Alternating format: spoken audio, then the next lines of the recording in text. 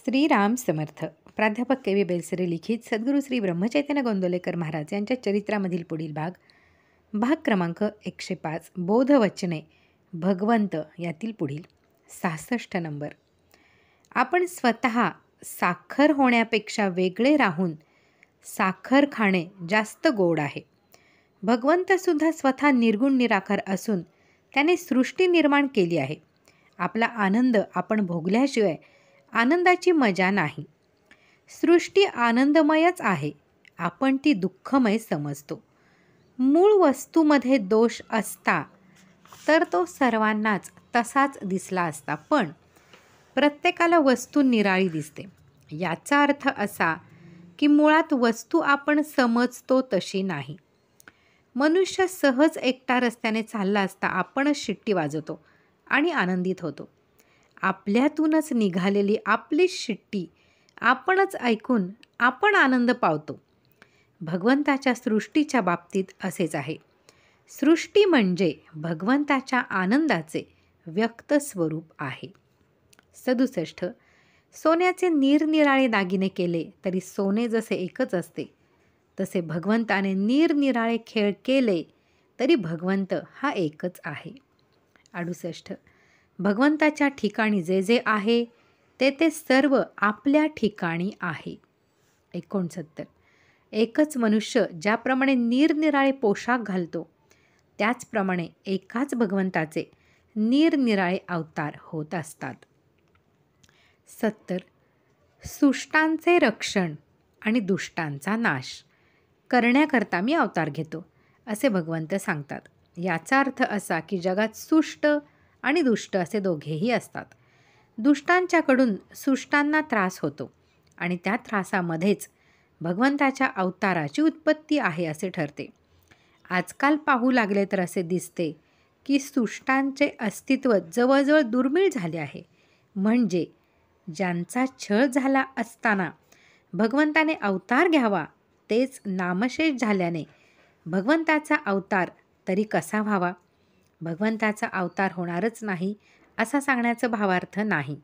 वस्तुस्थिती काय आहे हे कळण्यासाठी याप्रमाणे सांगितले इतकेच. 71. कर्तेपणाने जे मरून गेले तेच भगवंत होऊन राहिले. 72. जसा मारुतीमध्ये देव अंश होता तसा तो आपल्यामध्येही आहे. त्याने तो फुलविला, आपण मात्र तो झाकून विझवून टाकला. 73. भगवंताला 4 हात का बरे? 2 हात दुष्टांचा संहार करण्यासाठी आणि 2 हात भक्तांना आलिंगन देण्यासाठी. 74. भगवंताची देणगी जड असणे कधी शक्यच नाही. जसा तो आहे तशी त्याची देणगी सूक्ष्मच असणार. 75. आपण स्वतः आहोत याची आपल्याला आज जितकी खात्री आहे तितकी खात्री भगवंत आहे अशी झाली पाहिजे. 76. परमात्मा सर्व ठिकाणी आहे ही कल्पना केव्हा तरी आपल्याला येते, पण ती कायम न राहिल्यामुळे तसे आपल्या आचरणात येत नाही. आपली वृत्ती तशी झाली की ते आचरणात येईल. 77. भगवंत हा कर्ता आहे अशी भावना झाल्यावर आपण प्रत्येक गोष्ट त्याला सांगणार नाही. भगवंताला माझे सर्व कळते असे जर खरेच वाटले तर त्याला आवडेल असेच आपण वागू. 78. आनंदरूप परमात्मा मिळवण्यासाठी सगुणोपासना पाहिजे. 79. आपण जिवंतपणे भगवंताचा अनुभव घेतला तर तो खरा. 80. समजा आपण एक व्यापार केला पण त्यासाठी एकाने आपल्याला भांडवल दिले तर त्या माणसाला आपण कधीही विसरत नाही. त्याप्रमाणे ज्या भगवंताने आपल्याला विद्या, पैसा, प्रकृती दिली त्याला आपण कधीही विसरू नये. 81. भगवंताची प्राप्ती हे आपल्या जीवनाचे ध्येय ठरवून आपण नेहमी त्याच्या भोवती फिरत असावे. 82. सर्व अवतार एका भगवंताचेच आहेत. नारायण हा लहानपणाचा अवतार आहे कारण तो सर्वाचा आदी आहे. राम हा तरुणपणाचा अवतार होय आणि कृष्ण म्हातारपणचा अवतार समजावा. 83. भगवंत हा हीनाहून हीन आणि श्रीमंताहून श्रीमंत आहे. 84. प्रपंचाचा अनुभव कष्टमय आहे, पण भगवंताचा अनुभव आनंदमय आहे. 85. भगवंताचे होण्यामधली कृतार्थता विलक्षण आहे. 86. भगवंताचा आनंद कसा हे मला सांगताच येत नाही. तो कसा आहे हे दृष्टांताने सांगता येईल, पण ते काही खरे नव्हे. 87. स्वर्ग, मृत्यू आणि नरक या अवस्था निर्माण करणारा परमात्मा अर्थात त्या अवस्थांच्या पलीकडे असला पाहिजे. परमात्म तत्व हे सर्वांच्या पलीकडे आहे. जो या जगातच परमात्माचा झाला तो या 3 अवस्थांच्या बंधनापलीकडे सरळ भगवंताकडे गेला. 88. भगवंताने केलेली ही सृष्टी आहे तशीच सर्व जरूर आहे. तिच्यामध्ये बदल करायला नको. बदल आपल्यामध्ये करायला हवा. सृष्टी आपण घ्यावी कशी हे आपल्याला माहिती पाहिजे. 89. एका परमात्म्या वाचून अगदी निर्दोष असे दुसरे स्थान नाही. 90. आकाशाचे छत्र जसे सर्वांवर आहे तसे भगवंताचे छत्र सर्वांवर आहे. 91. भगवंत अवतरला आहे, तो येथे जन्मास आला आहे हे अखंड स्मरणात ठेवा. 92. भगवंताला जन्ममरण नाही, तो सच्चिदानंद आहे, मग त्याचा जन्म कशाला करायचा? एका घरामध्ये बाहेरच्या खोलीत पोरे धिंगामस्ती आणि आरडाओरडा करीत होती. आजोबा घरात आहेत हे त्यांना माहीत नव्हते.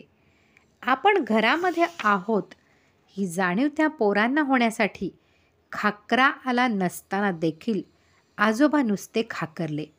ते ऐकल्याबरोबर पोरे लगेच गप्प बसली.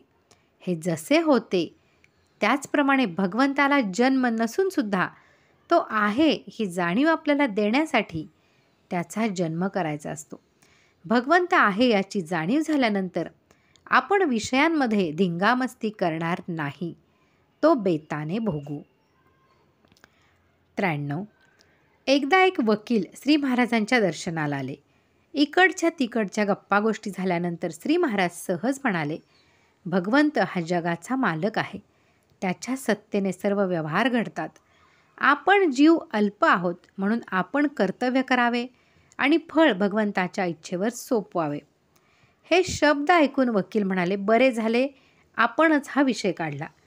हेच विचारण्यासाठी मी आपल्याकडे आलो आहे. माझा प्रश्न असा आहे की सर्व भगवंताच्या इच्छेनेच घडतात. सर्व गोष्टी भगवंताच्या इच्छेनेच घडतात आणि माझी इच्छाही भगवंतच उत्पन्न करतो असे जर आहे तर माझी इच्छा का मारावी? यावर श्री महाराज म्हणाले, वा, आपण वकील आहात म्हणूनच असा प्रश्न आपल्याला सुचला. आपण म्हणता ते अगदी बरोबर आहे. रात्री अंधार पडतो याला कारण कोण? याला कारण सूर्य. सूर्य मावळला की अंधार पडतो. याचा अर्थ असा की ज्याप्रमाणे प्रकाशाचे कारण सूर्य आहे त्याचप्रमाणे अंधाराचे कारण पण सूर्यच आहे. फरक इतकाच की प्रकाशाचे कारण तो असणेपणाने आहे आणि अंधाराचे कारण तो नसणेपणाने आहे. हे जसे खरे तसे माझ्या इच्छेचे कारणसुद्धा भगवंतच आहे, पण तो नसणेपणाने कारण आहे इतकेच. सारांश, भगवंताचा विसर पडला की माझी इच्छा जन्म पावते. म्हणून ज्याला भगवंत हवा असेल त्याने त्याचे स्मरण करावे आणि आपली इच्छा त्याला अर्पण करावी. 94. या जगातले पाश आपल्याला बंधनात पाडतात. भगवंताचा पाश हा पाशच खरा, पण तो आपल्याला बंधनापासून मुक्त करतो. 95. मूळ भगवंत हा निर्गुण, निराकार आणि अव्यंग असा आहे, पण मनुष्य त्याला आपल्या कल्पनेमध्ये आणतो. आपल्या ठिकाणी असणारे गुण पूर्णत्वाने त्या भगवंताच्या ठिकाणी आहेत अशी आपण कल्पना करतो. याचा अर्थ असा की आपण प्रथम भगवंताला जडामध्ये पाहतो आणि मग त्याच्या नामाकडे जातो. 96. पांडवांच्या जवळ प्रत्यक्ष भगवंत असताना त्यांना किती संकटे सोसावी लागली. संकटे येऊ देऊन मग त्यातून बाहेर काढण्यापेक्षा भगवंताने संकटे टाळलीच का नाहीत याचे उत्तर देणे कठीण नाही. पुष्कळ वेळा आपल्यावर येणारे संकट जर कोणी टाळले तर ते संकट येणारच नव्हते असे आपण समजतो. शिवाय असे केले असते तर बरे झाले असते, अशा प्रकारचे तर्क लढवतो खरे. खरे सांगायचे म्हणजे संकटे ही आपल्या कर्माचीच फळे असतात. संकटामध्ये भगवंताच्या अस्तित्वाची जाणीव राहिली तर ती आपल्याला समाधान देते. 97. भगवंताच्या अधिष्ठानाशिवाय नुसती नीती ही पोरकी असते. 98. जे पंथ नुसत्या तत्वावर आधारलेले असतात आणि ज्यांना भगवंताचे अधिष्ठान नसते ते टिकत नाहीत. 99. बीजगणितामध्ये उदाहरण सोडवताना एक अज्ञात क्ष घ्यावा लागतो. उदाहरणाचे उत्तर येईपर्यंत त्या क्षची खरी किंमत काय आहे हे आपल्याला कळत नाही, पण घेतल्याशिवाय चालत नाही. त्याचप्रमाणे जीवनाचे कोडे सोडवण्यासाठी आज अज्ञात असा भगवंत आपल्याला गृहीत धरलाच पाहिजे. त्या भगवंताचे कोडे सुटेल त्याचवेळी त्याची खरी किंमत आपल्याला कळेल. 100. आपल्याला भगवंताचा विसर पडला आहे त्याचे स्मरण होण्यासाठी आणि ते सतत टिकवण्यासाठी भगवंताचे उत्सव करणे जरूर असते. यातील पुढील भाग आपण पुढे पाहूयात. श्रीराम जय राम जय जय राम.